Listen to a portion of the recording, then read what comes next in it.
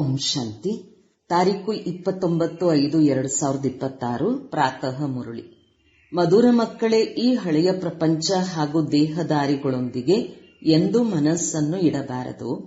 ಮನಸ್ಸನ್ನು ಇಟ್ಟಿದ್ದೀರೆಂದರೆ ಅದೃಷ್ಟವು ಕೆಟ್ಟು ಹೋಗುವುದು.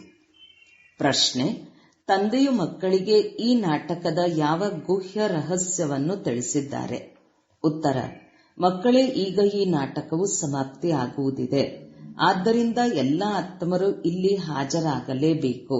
ಎಲ್ಲಾ ಧರ್ಮದ ಆತ್ಮರು ಈಗ ಇಲ್ಲಿ ಹಾಜರಾಗುವರು, ಏಕೆಂದರೆ ಸರ್ವರ ತಂದೆಯು ಇಲ್ಲಿ ಹಾಜರಾಗಿದ್ದಾರೆ.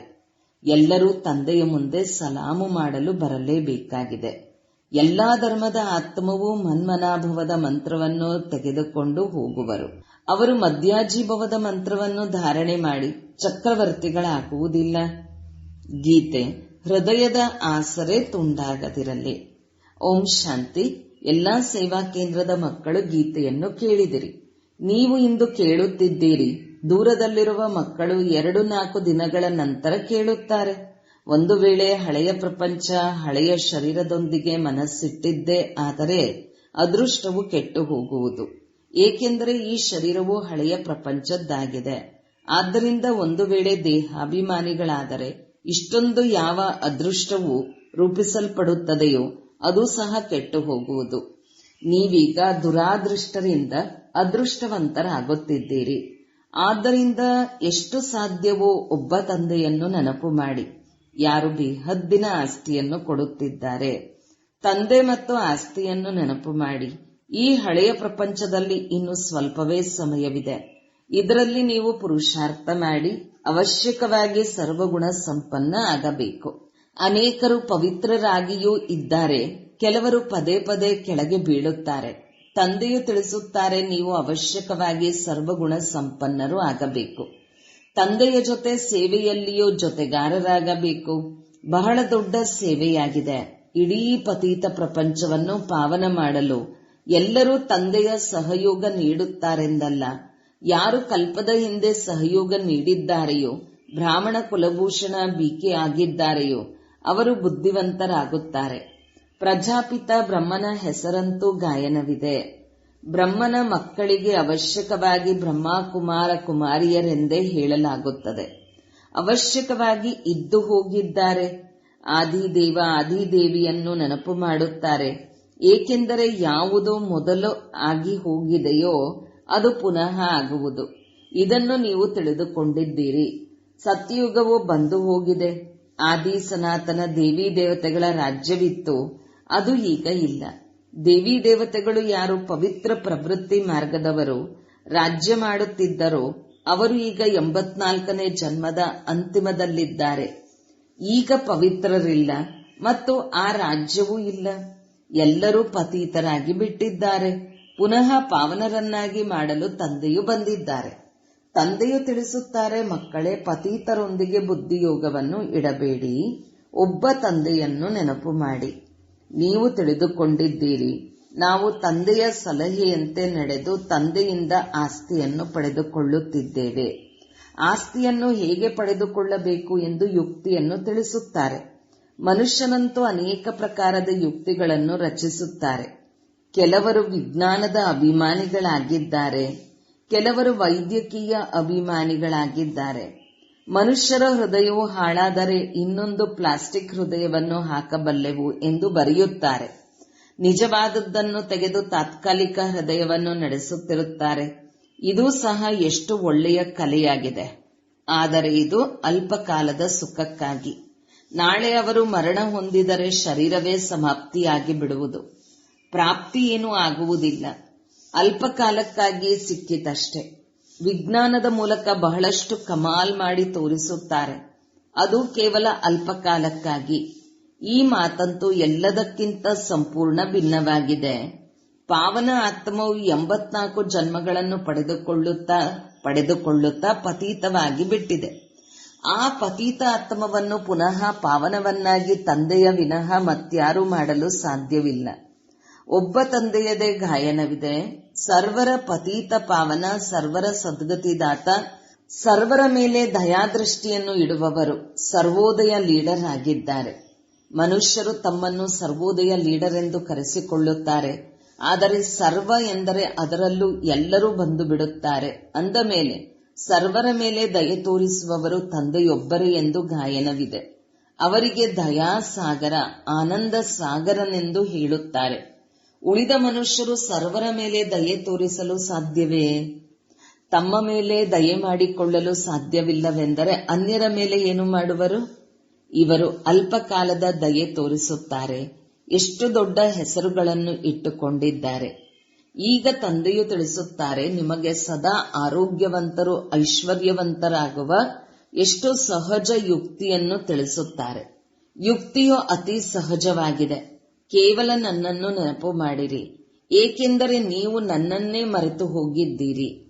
ಸತ್ಯಯುಗದಲ್ಲಿ ನೀವು ಸುಖಿಯಾಗಿರುತ್ತೀರಿ, ಆದ್ದರಿಂದ ನನ್ನನ್ನು ನೆನಪು ಮಾಡುವುದಿಲ್ಲ. ನಿಮ್ಮ 84 ಜನ್ಮಗಳ ಚರಿತ್ರೆ ಭೂಗೋಳವನ್ನು ನಿಮಗೆ ತಿಳಿಸುತ್ತೇನೆ. ನೀವು ಹೀಗೆ ರಾಜ್ಯ ಮಾಡುತ್ತಿದ್ದೀರಿ, ಸದಾ ಸುಖಿಯಾಗಿದ್ದಿರಿ.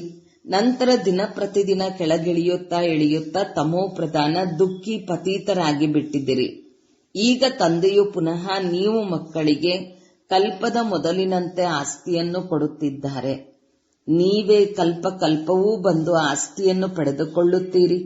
ಶ್ರೀಮತದಂತೆ ನಡೆಯುತ್ತೀರಿ. ಶ್ರೀಮತವು ಬಾಬ್ದಾದರವರ ಮತವಾಗಿದೆ. ಅವರನ್ನು ಬಿಟ್ಟರೆ ಶ್ರೀಮತವೆಲ್ಲಿಂದ ಸಿಗುವುದು? ತಂದೆಯು ತಿಳಿಸುತ್ತಾರೆ, ನೀವು ವಿಚಾರ ಮಾಡಿ, ಈ ಕಲಿಯು ಯಾರಲ್ಲಿಯಾದರೂ ಇದೆಯೇ? ಇಲ್ಲ. ವಿಶ್ವದ ಮಾಲೀಕರನ್ನಾಗಿ ಮಾಡುವ ಯುಕ್ತಿಯನ್ನು ತಂದೆಯು ತಿಳಿಸಿಕೊಡುತ್ತಾರೆ.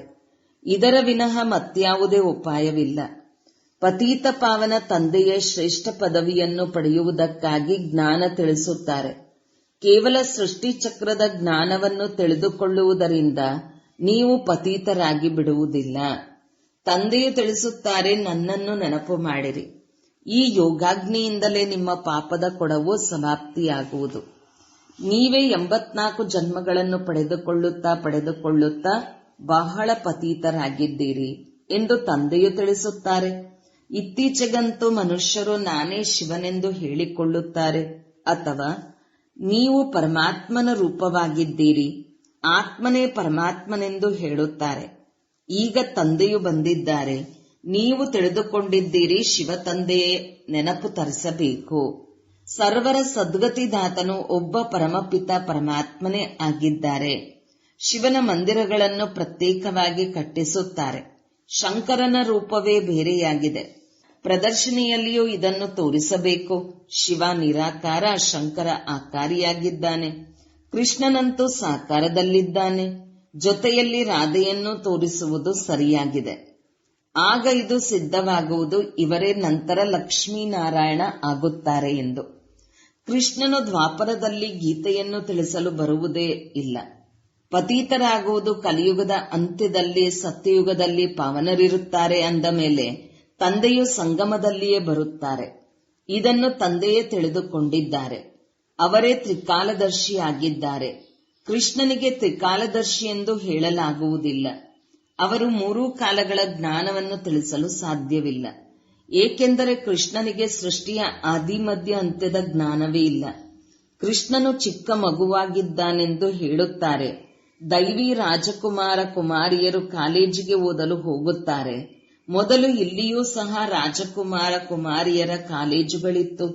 ಈಗ ಒಂದೇ ಬೆರಕೆಯಾಗಿ ಬಿಟ್ಟಿದೆ. ಕೃಷ್ಣನು ರಾಜಕುಮಾರನಾಗಿದ್ದನು. ಅನ್ಯ ರಾಜಕುಮಾರ ಕುಮಾರಿಯರು ಇರುತ್ತಾರೆ. ಎಲ್ಲರೂ ಒಟ್ಟಿಗೆ ಓದುತ್ತಾರೆ. ಅದಂತೂ ನಿರ್ವಿಕಾರಿ ಪ್ರಪಂಚವಾಗಿದೆ. ಒಬ್ಬ ಶಿವತಂದೆಯು ಸರ್ವರ ಸದ್ಗತಿದಾತನಾಗಿದ್ದಾರೆ. ಮನುಷ್ಯರು ಸರ್ವರ ಸದ್ಗತಿದಾತನಾಗಲು ಸಾಧ್ಯವಿಲ್ಲ. ತಂದೆಯೇ ಬಂದು ಸರ್ವರಿಗೂ ಮುಕ್ತಿ, ಜೀವನ್ಮುಕ್ತಿಯನ್ನು ಕೊಡುತ್ತಾರೆ. ದೇವತೆಗಳ ರಾಜ್ಯದಲ್ಲಿ ಮತ್ಯಾವುದೇ ಧರ್ಮ ಇರುವುದಿಲ್ಲ. ಧರ್ಮಗಳು ಅರ್ಧದಿಂದ ಬರುತ್ತದೆ. ಅಂದ ಮೇಲೆ ಸತ್ಯಯುಗದಲ್ಲಿ ಈ ಧರ್ಮಗಳಿರಲು ಹೇಗೆ ಸಾಧ್ಯ? ಇವರು ನಿವೃತ್ತಿ ಮಾರ್ಗದವರು, ಹಠಯೋಗಿಗಳಾಗಿದ್ದಾರೆ. ರಾಜಯೋಗವನ್ನು ತಿಳಿದುಕೊಂಡಿಲ್ಲ. ಪ್ರವೃತ್ತಿ ಮಾರ್ಗದವರಿಗೆ ಈ ರಾಜಯೋಗವಿದೆ. ಭಾರತವು ಪವಿತ್ರ ಪ್ರವೃತ್ತಿ ಮಾರ್ಗವಿತ್ತು. ಈಗ ಕಲಿಯುಗದಲ್ಲಿ ಪತಿತ ಪ್ರವೃತ್ತಿ ಮಾರ್ಗದವರಾಗಿ ಬಿಟ್ಟಿದ್ದೀರಿ. ಭಗವಾನು ವಾಚ, ನನ್ನೊಬ್ಬನನ್ನೇ ನೆನಪು ಮಾಡಿರಿ. ಹಳೆಯ ಪ್ರಪಂಚ ಅಥವಾ ದೇಹದ ಸಂಬಂಧಗಳೊಂದಿಗೆ ಮನಸ್ಸಿಟ್ಟರೆ ಅದೃಷ್ಟವು ಕೆಟ್ಟು ಹೋಗುವುದು. ಅನೇಕ ಅದೃಷ್ಟವು ಕೆಟ್ಟು ಹೋಗುತ್ತದೆ. ಯಾರಾದರೂ ಅಕರ್ತವ್ಯ ಮಾಡಿದ್ದರೆ ಅಂತಿಮದಲ್ಲಿ ಅದೆಲ್ಲವೂ ಮುಂದೆ ಬರುತ್ತದೆ, ಸಾಕ್ಷಾತ್ಕಾರವಾಗುತ್ತದೆ. ಕೆಲವು ಮಕ್ಕಳು ಬಹಳ ಮುಚ್ಚಿಡುತ್ತಾರೆ. ಈ ಜನ್ಮದಲ್ಲಿ ಮಾಡಿರುವ ಪಾಪಕರ್ಮಗಳನ್ನು ತಂದೆಗೆ ತಿಳಿಸುವುದರಿಂದ ಅರ್ಧ ಶಿಕ್ಷೆಯು ಕಳೆದು ಹೋಗುವುದು. ಆದರೆ ಸಂಕೋಚಕ್ಕೊಳಗಾಗಿ ತಿಳಿಸುವುದೇ ಇಲ್ಲ. ಬಹಳ ಕೊಳಕು ಕೆಲಸಗಳನ್ನು ಮಾಡುತ್ತಾರೆ. ಬುದ್ಧಿಯಲ್ಲಿ ನೆನಪಂತೂ ಇರುತ್ತದೆ, ಆದರೆ ಅದನ್ನು ತಿಳಿಸುವುದರಿಂದ ಶಿಕ್ಷೆಯಿಂದ ಮುಕ್ತರಾಗುವಿರಿ. ಇವರು ಅವಿನಾಶಿ ಸರ್ಜನ್ ಆಗಿದ್ದಾರೆ.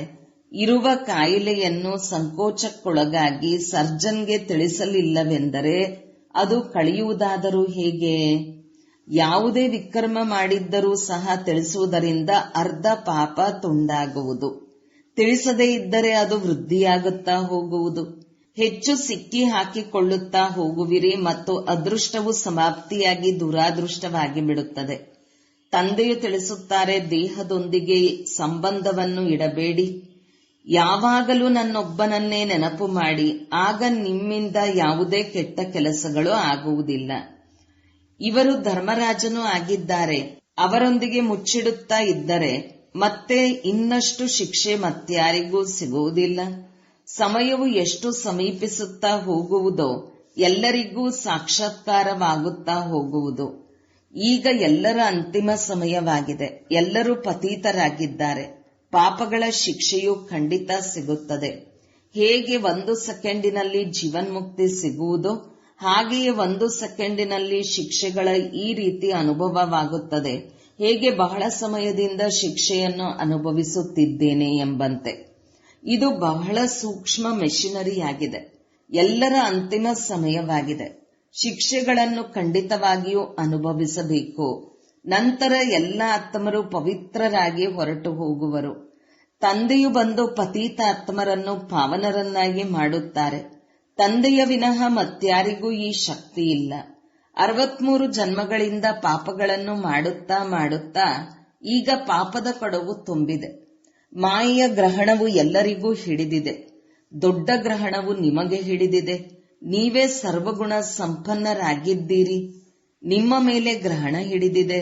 ಜ್ಞಾನವೂ ಸಹ ಈಗ ನೀವು ಮಕ್ಕಳಿಗೆ ಸಿಕ್ಕಿದೆ. ತಂದೆಯು ತಿಳಿಸುತ್ತಾರೆ, ನೀವು ಭಾರತದ ಮಾಲೀಕರಾಗಿದ್ದಿರಿ. ನಂತರ 84 ಜನ್ಮಗಳನ್ನು ನೀವು ಪಡೆದುಕೊಂಡಿರಿ. ನೀವು ಅವಶ್ಯಕವಾಗಿ ದೇವಿ ದೇವತಾ ಧರ್ಮದವರಾಗಿದ್ದಿರಿ. ಮತ್ತೆ ಪತೀತರಾದ ಕಾರಣ ಹಿಂದೂಗಳೆಂದು ಕರೆಸಿಕೊಂಡಿದ್ದೀರಿ ಎಂದು ತಂದೆಯು ನೇರವಾಗಿ ತಿಳಿಸುತ್ತಾರೆ. ಹಿಂದೂ ಧರ್ಮವನ್ನು ಯಾರೂ ಸ್ಥಾಪನೆ ಮಾಡಿಯೇ ಇಲ್ಲ. ಮಠ ಪಂಥಕ್ಕೆ ರಾಜಧಾನಿ ಎಂದು ಹೇಳುವುದಿಲ್ಲ.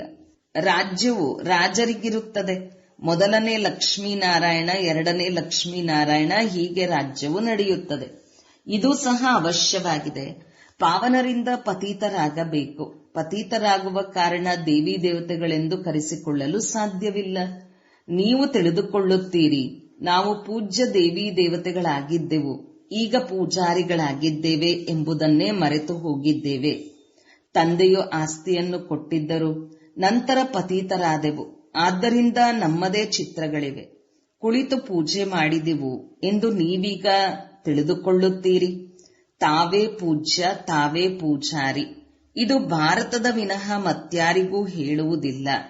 ತಂದೆಯೂ ಸಹ ಭಾರತದಲ್ಲಿಯೇ ಬಂದು ಪುನಃ ದೇವಿ ದೇವತೆಗಳನ್ನಾಗಿ ಮಾಡಲು ಜ್ಞಾನ ಕೊಡುತ್ತಾರೆ. ಉಳಿದೆಲ್ಲರೂ ಲೆಕ್ಕಾಚಾರಗಳನ್ನು ಮುಗಿಸಿಕೊಂಡು ಹಿಂತಿರುಗಿ ಹೊರಟು ಹೋಗುತ್ತಾರೆ. ಆತ್ಮರೆಲ್ಲರೂ ಓ ಗಾಡ್ ಫಾದರ್ ಎಂದು ತಂದೆಯನ್ನು ಕರೆಯುತ್ತಾ ಇರುತ್ತಾರೆ. ಇದು ಸಹ ತಿಳಿದುಕೊಳ್ಳುವ ಮಾತುಗಳಾಗಿವೆ. ಈ ಸಮಯದಲ್ಲಿ ನಿಮಗೆ 3 ತಂದೆಯರಿದ್ದಾರೆ. ಒಬ್ಬರು ಶಿವ ತಂದೆ, ಇನ್ನೊಬ್ಬರು ಲೌಕಿಕ ತಂದೆ ಮತ್ತು ಇವರು ಅಲೌಕಿಕ ತಂದೆ ಪ್ರಜಾಪಿತ ಬ್ರಹ್ಮ ಆಗಿದ್ದಾರೆ. ಮತ್ತೆಲ್ಲರಿಗೂ 2 ತಂದೆಯರಿದ್ದಾರೆ, ಲೌಕಿಕ ಮತ್ತು ಪಾರಲೌಕಿಕ. ಸತ್ಯಯುಗದಲ್ಲಿ ಕೇವಲ ಒಬ್ಬರೇ ಲೌಕಿಕ ತಂದೆ ಇರುತ್ತಾರೆ. ಪಾರಲೌಕಿಕ ತಂದೆಯನ್ನು ಅರಿತುಕೊಂಡೇ ಇಲ್ಲ. ಅಲ್ಲಂತೂ ಸುಖವೇ ಸುಖವಿರುತ್ತದೆ ಅಂದ ಮೇಲೆ ಮತ್ತೆ ಪಾರಲೌಕಿಕ ತಂದೆಯನ್ನು ಏಕೆ ನೆನಪು ಮಾಡುವರು? ದುಃಖದಲ್ಲಿ ಎಲ್ಲರೂ ಸ್ಮರಣೆ ಮಾಡುತ್ತಾರೆ. ಇಲ್ಲಿ ನಿಮಗೆ 3 ತಂದೆಯರಿರುತ್ತಾರೆ. ಇದು ಸಹ ತಿಳಿದುಕೊಳ್ಳುವ ಮಾತಾಗಿದೆ. ಅಲ್ಲಿ ಆತ್ಮಾಭಿಮಾನಿಯಾಗಿರುತ್ತಾರೆ, ನಂತರ ದೇಹಾಭಿಮಾನದಲ್ಲಿ ಬಂದು ಬಿಡುತ್ತಾರೆ. ಇಲ್ಲಿ ನೀವು ಆತ್ಮ ಅಭಿಮಾನಿಗಳೂ ಆಗಿದ್ದೀರಿ, ಪರಮಾತ್ಮ ಅಭಿಮಾನಿಗಳು ಆಗಿದ್ದೀರಿ. ನಾವೆಲ್ಲರೂ ತಂದೆಯ ಮಕ್ಕಳಾಗಿದ್ದೇವೆ, ಅವರಿಂದ ಆಸ್ತಿಯನ್ನು ಪಡೆದುಕೊಳ್ಳುತ್ತಿದ್ದೇವೆ ಎಂದು ನಿಮಗೆ ಶುದ್ಧ ಅಭಿಮಾನವಿದೆ. ತಂದೆಯು ಶಿಕ್ಷಕ ಸದ್ಗುರುವೂ ಆಗಿದ್ದಾರೆ. ಅವರ ಮಹಿಮೆಯನ್ನು ಸಹ ತಿಳಿಸಬೇಕು. ಅವರೇ ಬಂದು ಎಲ್ಲ ಮಕ್ಕಳಿಗೆ ಆಸ್ತಿಯನ್ನು ಕೊಡುತ್ತಾರೆ. ಸತ್ಯಯುಗದಲ್ಲಿ ನಿಮಗೆ ಆಸ್ತಿ ಇತ್ತು. ನಂತರ 84 ಜನ್ಮಗಳನ್ನು ಪಡೆದುಕೊಂಡು ಅದನ್ನು ಕಳೆದುಕೊಂಡಿದ್ದೀರಿ. ಇದನ್ನು ತಿಳಿಸುವುದು ಎಷ್ಟು ಸಹಜವಾಗಿದೆ. ತಂದೆಗೆ ಪತೀತ ಪಾವನ ಸರ್ವರ ಸದ್ಗತಿದಾತನೆಂದು ಹೇಳಲಾಗುತ್ತದೆ. ಈ ಪ್ರಪಂಚವೇ ಪತೀತರದಾಗಿದೆ. ಯಾರೂ ಸದ್ಗತಿ ಕೊಡಲು ಸಾಧ್ಯವಿಲ್ಲ. ಬಾಕಿ ಯಾರಾದರೂ ಬಹಳ ಶಾಸ್ತ್ರಗಳನ್ನು ಓದಿದ್ದರೆ ಅವರದು ಅಂತಿಮತಿ ಸುಗತಿಯಾಗುತ್ತದೆ. ನಂತರದ ಜನ್ಮದಲ್ಲಿ ಬಾಲ್ಯದಲ್ಲಿಯೇ ಎಲ್ಲವನ್ನೂ ಕಂಠಪಾಠ ಮಾಡಿಬಿಡುತ್ತಾರೆ. ತಂದೆಯು ನೀವು ಮಕ್ಕಳಿಗೆ ಎಷ್ಟು ಒಳ್ಳೆಯ ಮಧುರಾತಿ ಮಧುರ ಮಾತುಗಳನ್ನು ತಿಳಿಸುತ್ತಾರೆ. ಮಕ್ಕಳೇ, ನೀವು ತಮೋಪ್ರಧಾನ ಆಗಿಬಿಟ್ಟಿದ್ದೀರಿ. ಈಗ ಪುನಃ ತಂದೆಯನ್ನು ನೆನಪು ಮಾಡಿರಿ, ಆಗ ತುಕ್ಕು ಕಳೆಯುವುದು. ಈಗ ನಾಟಕವು ಪೂರ್ಣವಾಗುತ್ತದೆ. ಎಲ್ಲರೂ ಇಲ್ಲಿ ರಾಜರಾಗಬೇಕು. ಕ್ರೈಸ್ಟ್ ಮೊದಲಾದವರೆಲ್ಲರೂ ಆತ್ಮಗಳು ಹಾಜರಿದ್ದಾರೆ. ಅವರೂ ಸಹ ತಂದೆಯ ಬಳಿ ಸಲಾಮು ಹೊಡೆಯಲು ಬರುವರು. ಅವರಂತೂ ಚಕ್ರವರ್ತಿ ರಾಜರಾಗುವುದಿಲ್ಲ. ಕೇವಲ ತಂದೆಯನ್ನು ನೆನಪು ಮಾಡುತ್ತಾರೆ. ಮನ್ಮನಾಭವದ ಮಂತ್ರವನ್ನು ಪಡೆದುಕೊಂಡು ಹೋಗುತ್ತಾರೆ. ನಿಮ್ಮದು ಮನ್ಮನಾಭವ ಮತ್ತು ಮಧ್ಯಾಜೀಭವದ ಡಬಲ್ ಮಂತ್ರವಾಗಿದೆ. ತಂದೆಯು ಎಷ್ಟು ಒಳ್ಳೆಯ ಯುಕ್ತಿಗಳನ್ನು ತಿಳಿಸುತ್ತಾರೆ. ಒಳ್ಳೆಯದು. ಮಧುರಾತಿ ಮಧುರ ಅಗಲಿ ಹೋಗಿ ಮರಳಿ ಸಿಕ್ಕಿರುವ ಮಕ್ಕಳ ಪ್ರತಿ ಮಾತಪಿತಾ ಬಾಬ್ದಾದರವರ ನೆನಪು, ಪ್ರೀತಿ ಹಾಗೂ ಸುಪ್ರಭಾತ. ಆತ್ಮೀಯ ಮಕ್ಕಳಿಗೆ ಆತ್ಮೀಯ ತಂದೆಯ ನಮಸ್ತೆ. ಧಾರಣೆಗಾಗಿ ಮುಖ್ಯ ಸಾರ 1. ಈ ಹಳೆಯ ಪ್ರಪಂಚದಲ್ಲಿರುತ್ತಾ ಪುರುಷಾರ್ಥ ಮಾಡಿ ಸರ್ವಗುಣ ಸಂಪನ್ನರು ಅವಶ್ಯಕವಾಗಿ ಆಗಬೇಕು. ಈ ಹಳೆಯ ಶರೀರ ಹಾಗೂ ಹಳೆಯ ಪ್ರಪಂಚದೊಂದಿಗೆ ಮನಸ್ಸನ್ನು ಇಡಬಾರದು. ಅದೃಷ್ಟವಂತರಾಗಬೇಕು. 2. ಆತ್ಮ ಅಭಿಮಾನಿ ಹಾಗೂ ಪರಮಾತ್ಮ ಅಭಿಮಾನಿ ಆಗಬೇಕು. ಈ ಅಂತಿಮ ಸಮಯದಲ್ಲಿ ತಂದೆಯೊಂದಿಗೆ ಏನನ್ನೂ ಮುಚ್ಚಿಡಬಾರದು. ಅವಿನಾಶಿ ಸರ್ಜನ್ನಿನಿಂದ ಸಲಹೆಯನ್ನು ಪಡೆದುಕೊಳ್ಳುತ್ತಾ ಇರಬೇಕು. ವರದಾನ: ಸಂಘದೋಷದಿಂದ ದೂರವಿದ್ದು ಸದಾ ತಂದೆಯ ಸಮೀಪತೆಯ ಭಾಗ್ಯವನ್ನು ಪ್ರಾಪ್ತಿ ಮಾಡಿಕೊಳ್ಳುವಂತಹ ಪಾಸ್ ವಿತ್ ಹಾನರ್ ಭವ. ಒಂದು ವೇಳೆ ತಂದೆಯ ಸಮೀಪವಿರುವುದು ಇಷ್ಟವಾಗುತ್ತದೆಯೆಂದರೆ ಎಂದೂ ಯಾವುದೇ ಸಂಘದೋಷದಿಂದ ದೂರವಿರಬೇಕು. ಹಲವು ಪ್ರಕಾರದ ಆಕರ್ಷಣೆಯು ಪರೀಕ್ಷೆಯ ರೂಪದಲ್ಲಿ ಬರುತ್ತದೆ, ಆದರೆ ಆಕರ್ಷಿತರಾಗಬಾರದು. ಸಂಘದೋಷವು ಹಲವು ಪ್ರಕಾರದ್ದಿರುತ್ತದೆ. ವ್ಯರ್ಥ ಸಂಕಲ್ಪಗಳು ಅಥವಾ ಮಾಯೆಯ ಆಕರ್ಷಣೆಯ ಸಂಕಲ್ಪಗಳ ಸಂಘ, ಸಂಬಂಧಿಗಳ ಸಂಘ, ವಾಣಿಯ ಸಂಘ, ಅನ್ನದೋಷದ ಸಂಘ, ಕರ್ಮದ ಸಂಘ ಇತ್ಯಾದಿ. ಇವೆಲ್ಲ ಸಂಘದೋಷಗಳಿಂದ ತಮ್ಮನ್ನು ರಕ್ಷಿಸಿಕೊಳ್ಳುವವರೇ ಪಾಸ್ ವಿತ್ ಹಾನರ್ ಆಗುವರು. ಸ್ಲೋಗನ್: ತಾವು ಸೂಕ್ಷ್ಮ ದೇವತಾ ಆಗುತ್ತೀರೆಂದರೆ ಪರಿಸ್ಥಿತಿಗಳಲ್ಲಿ ಸ್ವಯಂ ತಂದೆಯೇ ತಮ್ಮ ಛತ್ರ ಛಾಯೆ ಆಗಿಬಿಡುತ್ತಾರೆ. ಅವ್ಯಕ್ತ ಸೂಚನೆ: ಸದಾ ಅಚಲ ಅಡೋಲ ಏಕರಸ ಸ್ಥಿತಿಯ ಅನುಭವ ಮಾಡಿ. ಸದಾ ಏಕರಸ ಅಚಲ ಅಡೋಲ ಆಗುವ ಹಾಗೂ ಮಾಡುವ ವಿಶೇಷ ಶಕ್ತಿ ಈ ಡ್ರಾಮಾದ ಪಾಯಿಂಟ್ ಆಗಿದೆ. ಇದನ್ನು ಶಕ್ತಿಯ ರೂಪದಲ್ಲಿ ಧಾರಣೆ ಮಾಡುವವರು ಎಂದೂ ಸೋಲಲು ಸಾಧ್ಯವಿಲ್ಲ. ಆದರೆ ಮೊದಲು ಡ್ರಾಮಾದ ಬಿಂದುವನ್ನು ಇಟ್ಟು ವ್ಯರ್ಥ ಸಂಕಲ್ಪಗಳನ್ನು ಶುದ್ಧ ಸಂಕಲ್ಪವಾಗಿ ಪರಿವರ್ತನೆ ಮಾಡಿ. ನಂತರ ಮಾಯೆಯಿಂದ ಬರುವಂತಹ ಅನೇಕ ಪ್ರಕಾರದ ವಿಘ್ನಗಳನ್ನು ಈಶ್ವರೀಯ ಲಗನ್ನಿನ ಆಧಾರದ ಮೇಲೆ ಸಮಾಪ್ತಿ ಮಾಡಿ. ಓಂ ಶಾಂತಿ.